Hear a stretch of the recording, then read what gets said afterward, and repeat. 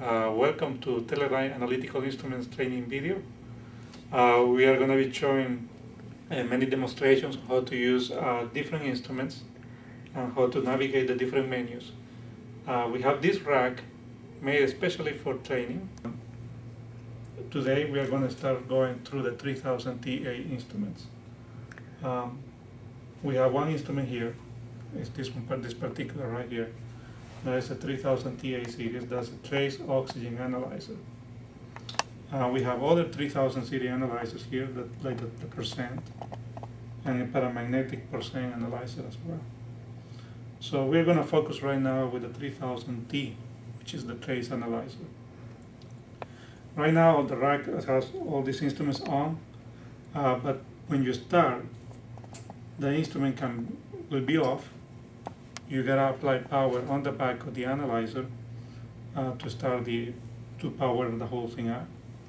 When you power up, you will see instantly the display come alive with the introduction screen. Now in the introduction screen you can see that it will prompt you when it says what version the software is. It will tell you to press the system key to go to factory defaults, or to press any other key to get to previous values. And what it's saying is, if you press the system key, this key over here, it will be the equivalent of a call start, which basically will erase all data that was stored in the unit and replace it with factory defaults. If you press any other key, like the escape key or the analyze key, then what it will go to the EEPROM, or to a memory, non-erasable memory inside the 3000 TA, and recover all the data before it was powered down. So like previous calibration, previous alarm settings, and the previous range settings, they are stored in there and they will be recovered. If you let it time out after a minute, if you don't press any key, it will time out. What it will do, it will recover the previous data. So it won't call boot. So you can let it time out if you want to. After you let it time out, it will go into diagnostic. The same will happen if you just press any key to bypass the introduction screen. It will go straight to running a diagnostic. In the diagnostic, it will check the power supply, the analog output. It will check the analog output, which is the 0 to 1 volt output. It feeds it back into the microprocessor to figure out if it is actually working. And it will check the amplifier. Okay, so if you let it time out, then it will go into self-diagnostic. If you press any other key while it was doing the introduction screen, it will go into diagnostic. While it's running diagnostic, it will check the power, the analog output, and the preamplifier. The preamplifier is the one that takes the longer. Here is the results. Power is okay, analog is okay, and preamp is okay. If one part didn't fail, it would show a number, and you can look into the manual what that number means. Like in the preamp, if it shows a number 2, it will say it relates to a particular mode of failure. And you can check the manual, or you can call the factory to figure out what will be the next step to troubleshooting. If you again leave it without touching any buttons, it will time out after a minute or so, and it will go straight into analyze. And like we said, you can let the whole thing go without pressing any keys, and it will recover the previous data, and like it did right now, without me pressing any key. So it recovered the previous data. If I didn't want to wait, I could have pressed like escape key to bypass that. Okay, so we are back. The analyzer went straight into what we call the analyze mode, and you can see that it shows the letters A, N, L, Z. That means it's in the analyze mode. The first thing to see is the red display over here. It shows what the concentration in oxygen is, and it is mirrored here on the vacuum fluorescent display on the first line on the left edge. So whatever is here is shown over here. And whether it's ppm, it could be percent too, like the trace analyzer. It can go all the way to air, so it could switch to display in percent, So in that case, you have to come and read with here whether it's ppm or percent.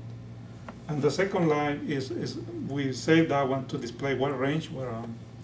But if there is an alarm condition, it will be replaced by which alarm came on, like alarm 1 or alarm 2. Okay.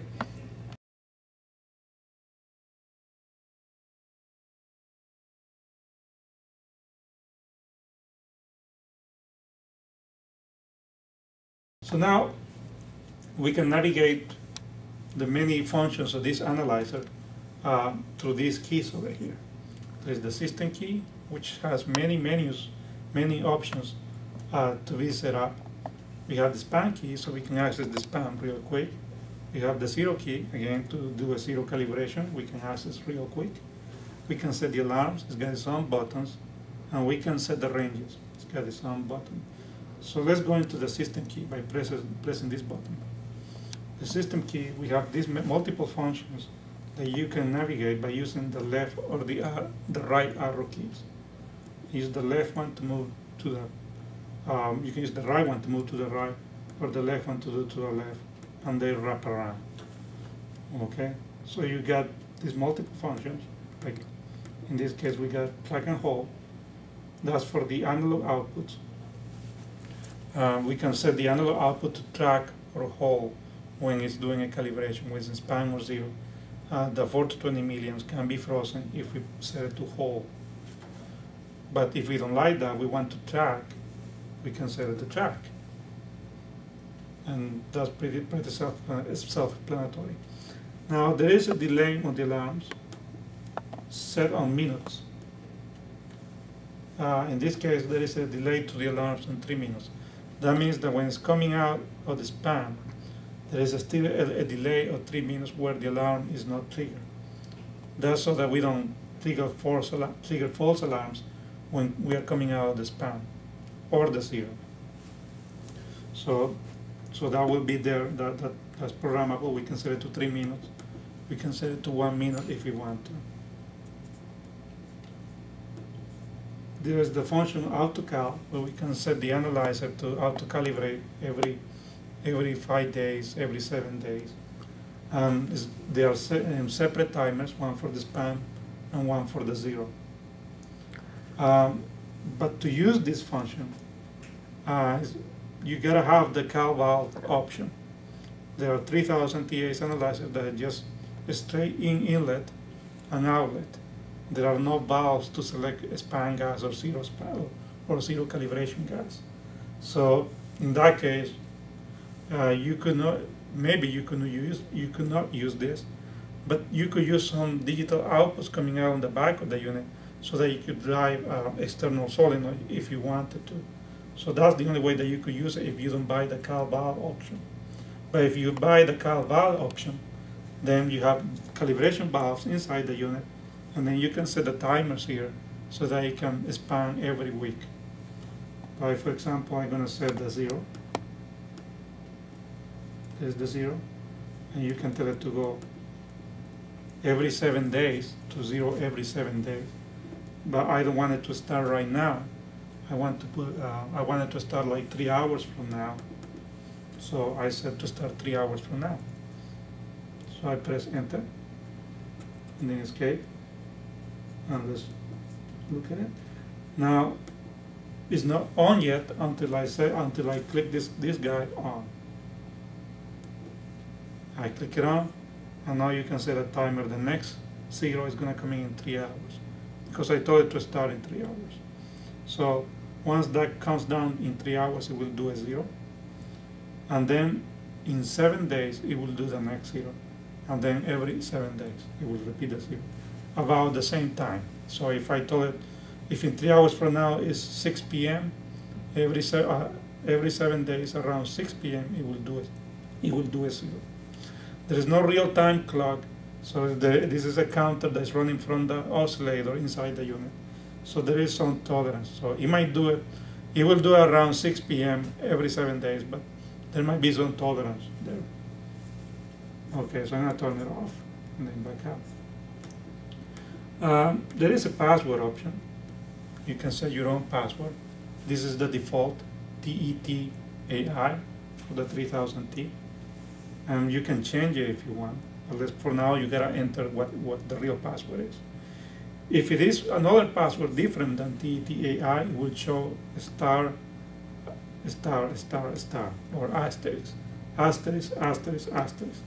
But if it is the default TET-AI, that's what it shows over here. So I press the enter key, and password restrictions are removed. Then it lets me change the password. So if I press the enter key, it can let me change the password. If I press the escape key, I keep the old password. So I'm gonna keep it. Okay. Now there is the logout. This is where you log out of the instrument, and then you are going to log out these 4 keys over here: the span, the 0, the alarms, and the range. So if I log it out, you get this message that now everything is password protected. So let's get out. Now I want to spam, and it won't let me spam because it's password protected. 0, it won't let me 0, it's password protected. The alarms are password protected. Range is password protected. So I gotta come back and re-enter the password. Press the system key, come to where the password is, and we know I haven't changed the password, so it's TET-AI. Let's enter the password. If you change the password, you enter your password. Do I want to change it? I don't want to change it because I don't want to create problems for the next person. So here we go. So now if I wanted to set the ranges, now it will let me set the range. Okay, so now the password is removed. The password restriction is removed. If you go to more, that means go to the next system screen. Press more, and we got one more screen to go, which is this one displays the software version of the analyzer. In this case, 1.4.7. When you power up the analyzer, it shows the version 2. It should be the same, 1.4.7. So if there is any problem and they request the software version, you can come here and check out what version of software you have installed in the instrument. You can repeat the self-diagnostic that we did at the beginning when we powered up the analyzer by doing the self-test here. So we basically repeat the same self-diagnostic. So if you power up and you missed out the results, then you can come back and do it again from inside the system menu. So you can let go and you will get the same results where everything is okay. So I'm going to bypass and escape it to go to the show the next. The next function is whether we want to show negative numbers on the display. When sometimes we zero the analyzer, the sensor might still be drifting downward slightly, so it might show negative numbers if you have it set to no. If you have it set to yes, you have it set to yes, you can show negative numbers. But if you don't like to show negative numbers because they might be confusing, you might set it to no. And then the analyzer will not display negative numbers. Okay, now that's all there is on the system menu. You got the span key, and we can set the span. Let's put the span key. You have two options: do it auto or do it manual. Auto means that you let the timer in the analyzer run its course and do the span. And basically, if you select manual, you decide when to press the enter key to take the span value. So I'm going to set it on auto. Then you have how long you want it to last to be on span. And the default is 5 minutes. You can make it less or you can make it more. And that depends on the installation. You might have the span gas that is nearby, and therefore a couple of minutes might be just enough to run the span.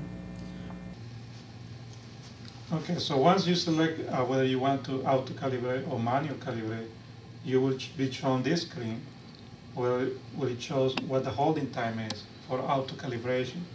The default is 5 minutes, and you can change it lower, you can make it higher, depending on what distance you have your cal gas. if your cal gas is near the 3000 PA instrument, maybe 2-3 minutes might be enough. But if your cal bottle is far some distance away from the analyzer, the gas might take longer to come to the analyzer and then purge the sensor. So you might require to hold it for a longer time in the span calibration mode. So you can set that here. You can set a longer time. And if you need 10 minutes, you can set it to 10 minutes. The maximum is 60 minutes. Then, of course, you gotta set the value, what the span gas value is. So there it is. The default is 8 ppm, but you may have some other type of gas, like very difficult to get exactly 8.0 ppm. So you might have to get, they might have 8.5 ppm. So you can adjust the value, and you can modify each one separately.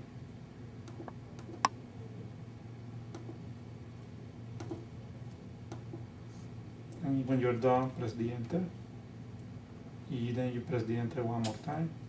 And then you enter the span value, and then you see in the left corner, on the right corner here, it shows a span.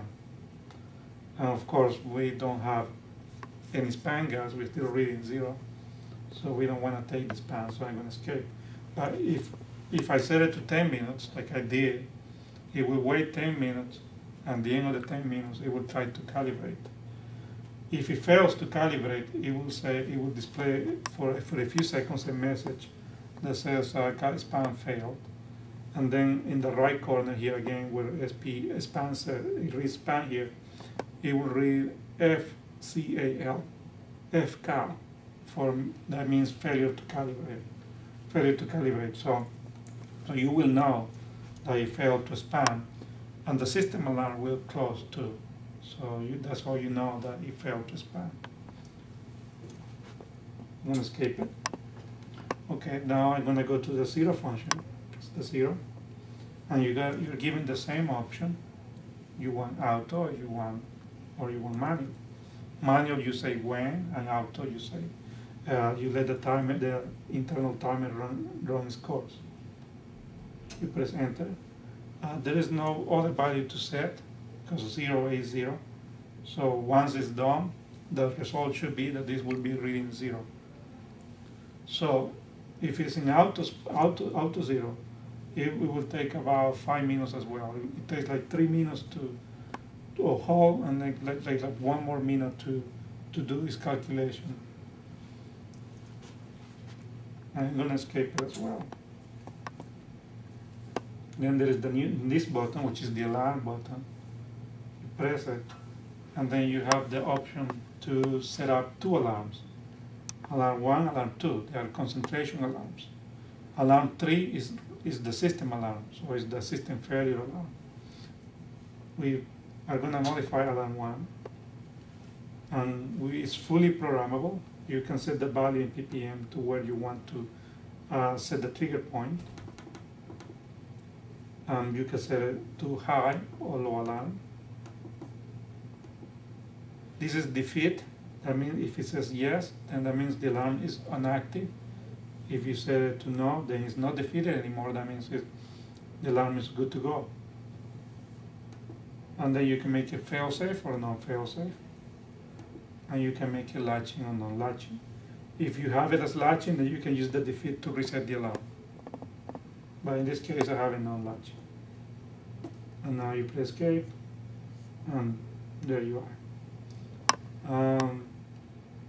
You can go to alarm 2 as well. But alarm 2 is just a mirror of the same menu. It just says alarm 2, and you have the same setup.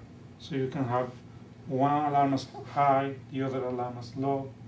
You can have both of them as high, or both of them as low. There are no limits. Alarm 1 is active, and it shows here now. I'm gonna turn it off. Turn it off by saying defeat yes. And it went away. Ranges, you can set the ranges by pressing this key. Now these ranges over here, there are 3 ranges that are programmable: low, medium, high.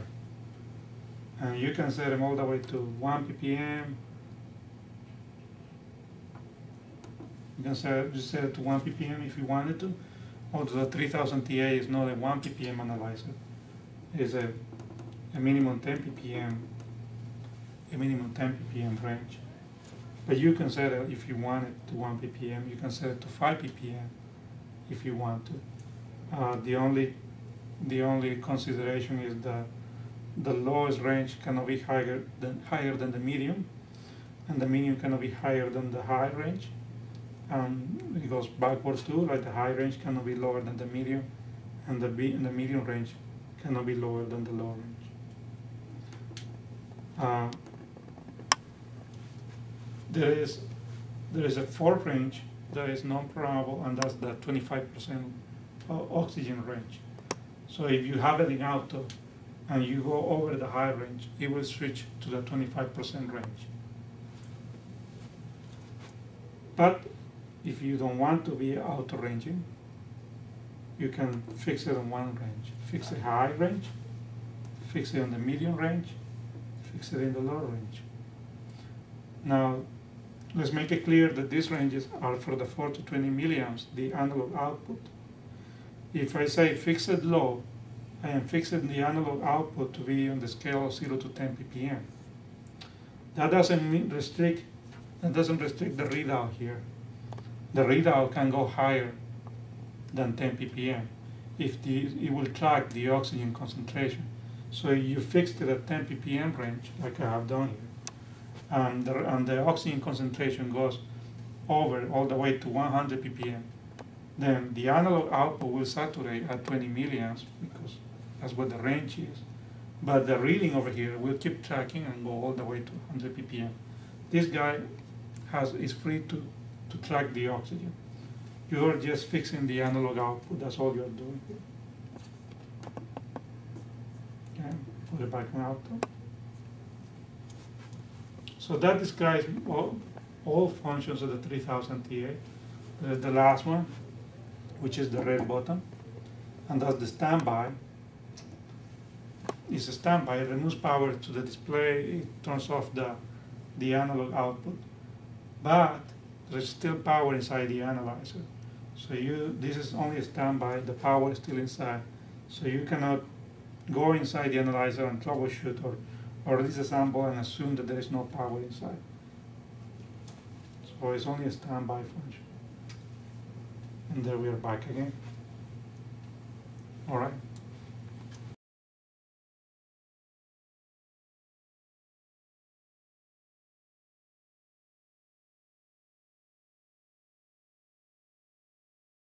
Okay, now when you are ready to start the analyzer, you're ready to install the sensor. First, of course, you want to make sure you got your purge gas already hooked up to the back of the analyzer. And you got your flow set up in the middle of the flow meter. This is a 0 to 2.2 standard liters per minute. So you can set it in the middle around 1 liter per minute. In here you can see the cell block. This is a nylon cell block. It's a newer type cell block. There is a stainless steel option. But the way to install the sensor, first we gotta remove this the cell holder by lifting up the clamp. This clamp, you lift it up, and the cell holder will drop. So you gotta, with your hand, bring it down. Now this cell holder is for the InstaTrace sensor option, because it's got these poking holes. So, but if you had a microfuel cell, you have a B2C sensor, which is smaller in height, less tall. So the standard sensor for a 3000 TA is an L2C, like this one that is tall. There is an option for a B2C sensor as well. That is not as tall as the L2, it's like this height. This is not a B2C, but the shape is the same, the dimensions are the same. The L2C has a longer life, of course, but some people still prefer the B2C. Now, if I was going to install this guy over here, it would be bad because the poking fingers will break the membrane and will leak the electrolyte. So you want to get the right sensor, which would be an InstaTrace. But what I'm going to do, I'm going to show installing with a B2C sensor. which is not a B2C but has the same dimensions, using a cell holder, which you will need because the cell block is supposed to be able to accommodate the taller L2C. So in order to install a B2C, you use a cell holder, so it can make up for the lack of height. And when you install the sensor, you remove the shorting block. You have the terminals, the ring terminals, are looking up, and the membrane portion looking down, and then you rest it down. Now the cell holder has a hole here because the cell block has a guiding screw down here, so it will help you align the cell holder so you can push it out. So that's what I'm going to do.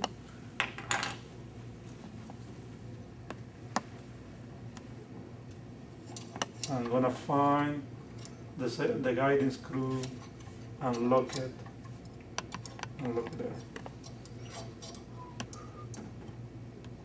Now I can lock it. Bring down the clamp and lock the cell holder in there. And of course, let's imagine that I have some gas flowing and it will purge it. And you can see that it made contact.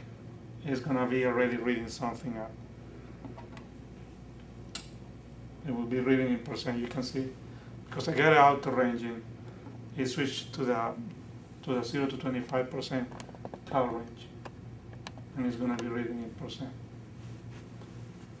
Alright. Sensor is installed. Now you can go back and, of course, you're going to have to wait for purging of the sensor. This is a trace analyzer. You should wait a few hours for it to be usable. We usually wait overnight. We install it and we wait at least 12 hours so that we know that the analyzer is usable. Probably after overnight you can run a calibration gas such as 8 ppm. If the 10 ppm range is what you got, you want to use 8 ppm gas. If you are interested in 100 ppm, you use 80 ppm gas to run the calibration like I showed you. Now this is a 3000 TA analyzer, which is a 10 ppm range analyzer. You don't have to zero. We got the zero function. It's available, but because it's a 10 ppm analyzer, the offset of the sensor is within the accuracy of the instrument, so you don't have to zero. So it's really there for an option. Okay.